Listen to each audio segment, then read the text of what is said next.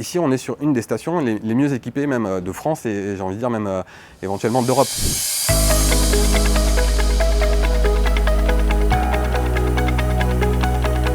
Depuis 1995, ce site installé proche du palais Longchamp fait partie d'un réseau d'une 50aine de stations Atmosud qui analysent la qualité de l'air. L'ozone y est particulièrement suivi pendant l'été.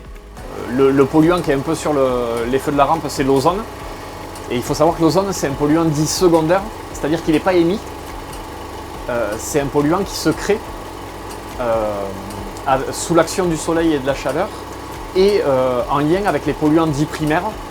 Par exemple les composés organiques volatiles, les oxydes d'azote ou le dioxyde de soufre. Ça a un effet direct sur la santé.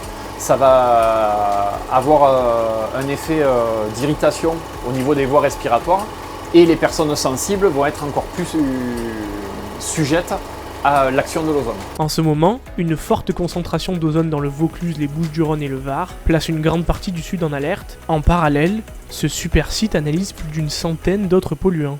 Elle nous permet vraiment de mieux comprendre vraiment la pollution atmosphérique sur le bassin marseillais.